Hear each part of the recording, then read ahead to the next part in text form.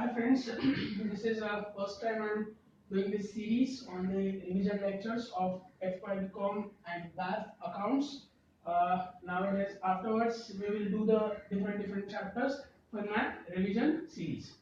Okay, so as far as your first FY Bcom syllabus is concerned, for the second semester FY Bcom and BAF syllabus is concerned in accounts, you have four chapters, which I will mainly divide that four chapters into two categories. Category A and category B. So in category A, I have taken branch accounts and fire insurance claim, and category B, I have taken single entry and consignment.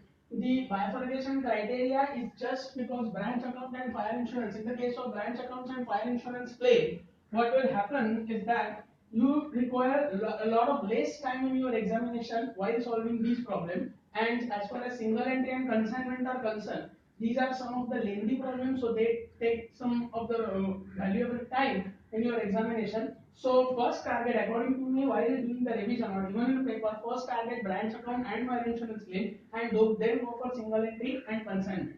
So today we will take the revision of very easy chapter, and that is known as fire insurance claim. So first of all, this is a revision, so I am not going to solve any kind of problem here, but and I will take just a gist of the entire chapter, and I will walk you through what the kind of questions university can ask you in your examination, because as you know, your FY Bcom paper will be set by the university, though it will be checked by the college. So what the kind of questions which they can set, what the kind of varieties which they can put in a question, that is just we are going to discuss here in this video. Okay, so first of all, what the steps which you have to follow while solving the insurance claim का sum, right? तो आपको क्या क्या steps follow करना है और उस steps में क्या क्या वैरायटी वो लोग पूछ सकते हैं स्टेप बाय स्टेप, और एक एक आइटम बाय आइटम हम लोग देखेंगे. When you will start following the sum, how to approach the sum is most important, because काफी सारी इंफॉर्मेशन आपको प्रॉब्लम में दी होगी. आपका काम एक ही है कि उस इंफॉर्मेशन में से जो भी आपको यूजफुल इंफॉर्मेशन है, वो यूजफुल इंफॉर्मेशन को आपको ढूंढना है और इस स्टेप्स में बिठा के आपको उस इंफॉर्मेशन के साथ सॉल्यूशन तक पहुंचना है. सो मैं डायरेक्टली स्टेप्स के ऊपर आ जाता हूँ. जो पहली स्टेप है वो आपको है कि आपको मेमोरेंडम ट्रेडिंग अकाउंट बनाना पड़ेगा. आप जानते हो कि ट्रेडिंग अकाउंट को कैसे बनाना होता है. ये मेमोरेंडम ट्रेडिंग अकाउंट सिर्फ इसके लिए बोला जाता है कि ये आपके first day of your accounting year till the date of fire, आपका जो भी पीरियड रहेगा उस पीरियड के लिए मेमोरेंडम ट्रेडिंग अकाउंट बनता है, जिसमें से पहला चीज रहता है ओपनिंग स्टॉक. ओपनिंग स्टॉक आपको प्रॉब्लम में दिया रहता है, या तो आपको ओपनिंग बैलेंस शीट दी रहेगी जिसमें से आपको ओपनिंग स्टॉक ढूंढना पड़ेगा. ओपनिंग बैलेंस शीट का क्लोजिंग स्टॉक मतलब आपका ओपनिंग स्टॉक रहेगा. उसके बाद आपको परचेसेस दिए जाएंगे और माइनस अगर होगा तो कोई रिटर्न्स का इंफॉर्मेशन दिया जाएगा. रिमेंबर परचेसेस में आपको कैश और क्रेडिट दोनों परचेसेस को लेना है. Sometimes they give you direct figure of purchases in a problem, but sometimes they don't give you direct figure of purchases. Instead of that, they give you all the information related to your creditors. मतलब आपको cash purchases का figure दिया जाएगा, but जो credit purchases है उसके लिए आपको क्रेडिटर्स रिलेटेड इंफॉर्मेशन प्रॉब्लम में दी जाएगी. देन आपको सिंगल एंट्री में जैसे आप क्रेडिटर्स अकाउंट बनाते थे, सेम वे आपको सिंगल एंट्री की तरह यहाँ भी सन्ड्री क्रेडिटर्स अकाउंट बनाना पड़ेगा, पर अकॉर्डिंगली एडजस्टमेंट्स करनी पड़ेंगी. वो कैसे करना है, क्या करना है, वो जब हम सिंगल एंट्री देख लेंगे उस चैप्टर में मैं उस पॉइंट के ऊपर आ जाऊंगा. तो आपको ये परचेसेस अगर दिया है तो वो लिखना है और रिटर्न्स की इंफॉर्मेशन लिखनी है. उसके बाद अगर कोई वेजेस की इंफॉर्मेशन आपके प्रॉब्लम में दी हुई है तो वो आपको लिखना है. उसके बाद सबसे इंपॉर्टेंट पॉइंट आपका आता है मेमोरेंडम ट्रेडिंग अकाउंट का, वो है ग्रॉस प्रॉफिट. आपको पता है कि आपने 11th स्टैंडर्ड और 12th स्टैंडर्ड में जब भी ट्रेडिंग अकाउंट बनाया था, तो उस ट्रेडिंग अकाउंट में आपका ग्रॉस प्रॉफिट जो था वो हमेशा बैलेंसिंग फिगर रहा करता था. आपका क्रेडिट साइड हमेशा ज्यादा आता था और ग्रॉस प्रॉफिट की फिगर ही आपकी बैलेंसिंग फिगर आती थी. लेकिन यहाँ वैसे नहीं होगा. यहाँ ग्रॉस प्रॉफिट की फिगर निकालने के लिए आपको रिलेवेंट इंफॉर्मेशन प्रॉब्लम में दी जाएगी. अब वो कितने टाइप की इंफॉर्मेशन वो लोग दे सकते हैं, या तो वो सीधा परसेंटेज ऑफ ग्रॉस प्रॉफिट दे देंगे. परसेंटेज दो चीजें पे निकाला जाता है, एक तो कॉस्ट पे निकाला जा सकता है या तो सेलिंग प्राइस पे निकाला जा सकता है. अगर वो कॉस्ट का परसेंटेज दे देते हैं तो आपको कॉस्ट के परसेंटेज को सेलिंग प्राइस की परसेंटेज में कन्वर्ट करना होगा, या फिर आपको क्रॉस मल्टीप्लिकेशन करके सेलिंग प्राइस के ऊपर आपको जो ग्रॉस प्रॉफिट निकालना पड़ेगा. तो first of all they will give you percentage on cost given, percentage of sales given, या फिर दूसरा जीपी रेशो होता है. जो जीपी रेशो आपको प्रॉब्लम में दिया जाएगा कि 30% GP ratio, 40% GP ratio and like that. But अगर वो जीपी रेशो रेशो आपको रेडी प्रॉब्लम में नहीं देते, तो वो चाहते हैं कि आप कैलकुलेट करें जीपी रेशो।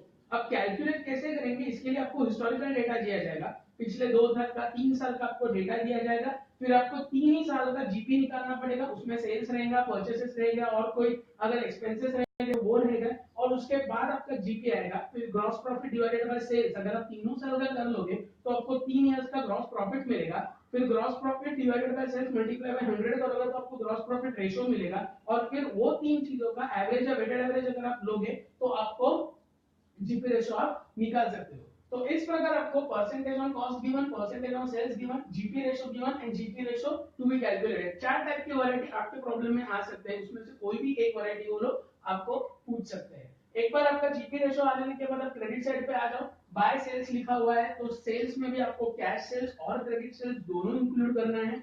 अगर आपके कैश अगर उन्होंने डायरेक्टली क्रेडिट सेल्स की इंफॉर्मेशन दी है तो ठीक है, कैश सेल्स की information many times they give you directly, पर क्रेडिट सेल में जैसे परचेसेस से रिलेटेड कोई इंफॉर्मेशन वो नहीं देते थे और क्रेडिटर्स से रिलेटेड इंफॉर्मेशन देते थे, सेम में आपके क्रेडिट परचेस के लिए वो लोग डेटर्स रिलेटेड इंफॉर्मेशन आपको दे देंगे। तो वंस उन्होंने जब भी डेटर्स रिलेटेड इंफॉर्मेशन दी है तो आपको भी सन्ड्री डेटर्स अकाउंट बनाना पड़ेगा। जब आप सन्ड्री डेटर्स अकाउंट बनाओगे तो उसमें की जो बैलेंसिंग फिगर रहेगी वो आपकी सेल्स रहेगी, उस सेल्स को कैश सेल्स के साथ मिला के टोटल सेल्स लिखना, उसमें अगर कोई रिटर्न्स का फिगर है तो आपको रिटर्न्स का फिगर लेस करना पड़ेगा और अकॉर्डिंगली आपके नेट सेल्स यहाँ आ जाएंगे। इतना सब करने के बाद आपका डेबिट साइड पूरा हो गया और क्रेडिट साइड में सेल्स आ गए, तो आपके पास अभी सिर्फ और सिर्फ एक फिगर बचती है और वो होती है क्लोजिंग स्टॉक, राइट। तो एक बार आपका क्लोजिंग स्टॉक आ जाएगा तो उससे हम बैलेंसिंग फिगर मानेंगे।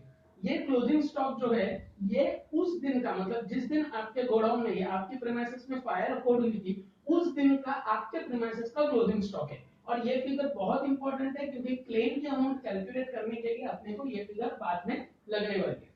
देन जो सेकंड स्टेप है, एक बार आपका क्लोजिंग स्टॉक आने के बाद आपको सेकंड स्टेप करनी है और वो स्टेप 2 है कैलकुलेशन ऑफ एक्चुअल लॉस, मतलब आपको फायर की वजह से कितना लॉस हुआ वो चीज को, उस लॉस को आपको मेनली कैलकुलेट करना होगा।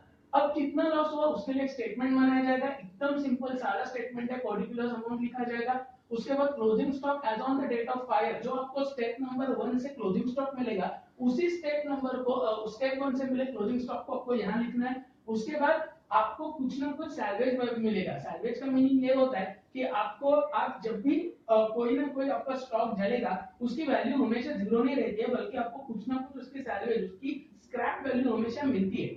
अगर आपको ऐसा कुछ भी स्टॉक है जिसकी स्क्रैप वैल्यू आपको रिकवरेबल है तो वो सैल्वेज वैल्यू आपको क्लोजिंग स्टॉक से माइनस करनी है। और ये तीसरा चीज होता है, एडिशन होता है फायर फाइटिंग एक्सपेंसेस का। दीज आर नथिंग बट, अगर फायर लगती है, अगर आग लगती है और उसको बचाने के लिए अगर आप कोई एक्सपेंसेस करते हो या आप कोई भी ऐसी एक्टिविटीज करते हो कि जिससे आग से आप अपने स्टॉक को बचा सकते हो, तो उसको कहा जाता है फायर फाइटिंग एक्सपेंसेस। वो होगे कि नहीं होगे वो डिपेंड है, प्रॉब्लम में वो हो भी सकते दिए हुए या नहीं भी हो सकते। अगर उन्होंने फायर फाइटिंग एक्सपेंसेस दिए हैं तो आपको उसे ऐड करना है, क्योंकि फायर फाइटिंग एक्सपेंसेस का पूरा क्लेम इंश्योरेंस कंपनी से अपने को मिल जाता है, राइट। उसके बाद आपका आ जाएगा actual loss due to fire, मतलब उस दिन पे आपके क्लोजिंग स्टॉक के बाद सैल्वेज लेस करने के बाद और फायर फाइटिंग एक्सपेंसेस ऐड करने के बाद आपका एक्चुअल लॉस कितना है on the date of fire, क्योंकि ये एक्चुअल लॉस की फिगर भी बहुत इंपॉर्टेंट है, क्योंकि इसके बेसिस पे अपने को क्लेम इंश्योरेंस कंपनी को लॉन्च करना है, राइट। उसके बाद आपकी स्टेप 3 होती है और ये फाइनल स्टेप होती है आपके इंश्योरेंस प्रॉब्लम के कैलकुलेशन की, और वो होता है calculation of claim amount. Now अपना जो इंश्योरेंस चैप्टर का पर्पस है या ये सब सीखने का जो पर्पस है वो एक ही है कि अपने को ये अमाउंट पता चले कि कितनी अमाउंट को हम इंश्योरेंस कंपनी के साथ, कितने अमाउंट का क्लेम हम इंश्योरेंस कंपनी के साथ लॉन्च कर सकते हैं, राइट। तो फिर स्टेप 3 हम वही करेंगे कि कैलकुलेशन ऑफ क्लेम अमाउंट। अब इसमें दो सिचुएशंस होते हैं। एक सिचुएशन होती है जब आपके क्लोजिंग स्टॉक की फिगर, मतलब आपके मेमोरेंडम ट्रेडिंग अकाउंट से जो आपको क्लोजिंग स्टॉक का फिगर है वो आपके पॉलिसी अमाउंट से कम होता है। अब पॉलिसी अमाउंट आपको कहां से समझेगी, तो वो आपको प्रॉब्लम में दी रहेगी। सपोज आपका क्लोजिंग स्टॉक उस दिन पे 5 लाख का है और अगर आपकी पॉलिसी अमाउंट 10 लाख का है तो वो ये सिचुएशन है। फिर उस केस में आपका अमाउंट ऑफ क्लेम कितना रहेगा। सपोज मैं वापस एक बार एग्जांपल बोलता हूं, आपका ये जो क्लोजिंग स्टॉक है उस दिन पे आपके गोडाउन में 5 लाख का क्लोजिंग स्टॉक पड़ा हुआ था, जिसमें से 3 लाख का आपका एक्चुअल लॉस हो गया था और आपका पॉलिसी अमाउंट 10 लाख रुपीस का था, राइट। अगर आपका लॉस, अगर आपके पास क्लोजिंग स्टॉक 5 लाख का है तो आपको दो फिगर्स को कंपेयर करना है। एक तो closing stock on that date, मतलब आपका स्टेप नंबर 1 का बैलेंसिंग फिगर, और आपकी पॉलिसी अमाउंट जो आपको प्रॉब्लम में दी गई है। अगर आपका closing stock is lesser than policy amount, तो फिर अमाउंट ऑफ क्लेम क्या होगा, actual loss due to fire as per step 2। अगर सिचुएशन 1 प्रिवेल होती है तो सिचुएशन 2 का जो आंसर है या सिचुएशन 2 की जो फिगर है वही आपका फाइनल आंसर रहेगा। आप मतलब इसका मतलब इन शॉर्ट हम इतना ही बोल सकते हैं कि पूरा का पूरा आपको जितना भी लॉस होगा उतना पूरे लॉस के लिए इंश्योरेंस कंपनी आपको कॉम्पेंसेट कर देगी, राइट। और फिर इसमें और एक सिचुएशन होती है which is known as situation 2। इसमें क्या होता है, closing stock as on the rate of fire, मतलब आपका मेमोरेंडम ट्रेडिंग अकाउंट का जो भी बैलेंसिंग फिगर है वो आपके पॉलिसी अमाउंट से ज्यादा होता है। अब इसमें एवरेज क्लॉज एप्लीकेबल होता है। आपको ये चीज पता है कि एवरेज क्लॉज होता क्या है, इंश्योरेंस कंपनी हमेशा कोई भी इंश्योरेंस पॉलिसी ये एवरेज क्लॉज के तहत पे ही बेचती जाती है। तो अगर आपका क्लोजिंग स्टॉक, सपोज आपका क्लोजिंग स्टॉक 10 लाख रुपए का था लेकिन आपकी पॉलिसी सिर्फ 5 लाख रुपए की थी और आपको जो एक्चुअल लॉस हुआ था वो 4 लाख रुपीस का हुआ था, देन इन दैट केस आपको जो अमाउंट ऑफ क्लेम मिलेगा उसके लिए एक फॉर्मूला यूज करना होता है। बहुत ही सीधा साधा सिंपल फॉर्मूला है, policy amount divided by closing stock multiply by actual loss due to fire. Now in this case अगर मेरी पॉलिसी अमाउंट 5 लाख है तो 5 lakh divided by closing stock as on that date is 10 lakh, so 5 lakh divided by 10 lakh is nothing but 50%, और मेरा suppose actual loss is say 4 lakh rupees, then I will gate claim of 4 lakh multiply by 50%, that is 2 lakh rupees. This is known as average clause, क्योंकि अगर आपकी policy amount उस दिन से policy amount आपके closing stock से कम है तो इंश्योरेंस कंपनी आपको पूरे अमाउंट का क्लेम नहीं देती है। तो आपको इस तरह के प्रॉब्लम्स एक्चुअली फेस करने पड़ेंगे, जिसमें इस पूरे चैप्टर का मेन गेम रहेगा आपका ये ग्रॉस प्रॉफिट में, क्योंकि यहाँ वो लास्ट टाइम के फिगर्स के साथ खेल सकते हैं आपके साथ, आपको ग्रॉस प्रॉफिट रेशो कैलकुलेट करने के लिए बोल सकते हैं या gross profit ratio on cost बोल सकते हैं या so many things they can do with this figure. उसके बाद आपको क्लोजिंग स्टॉक बताया जाएगा, उसके बाद आपको वैल्यू ऑफ सैलवेज बताई जाएगी, फिर फायर फाइटिंग एक्सपेंसेस आपको प्रॉब्लम ही दिए रहेंगे, फिर आपको ये actual loss due to fire claim करना है, और फिर calculation of claim amount. 90% out of 100 में आपको एवरेज क्लॉज एप्लीकेबल रहेगा।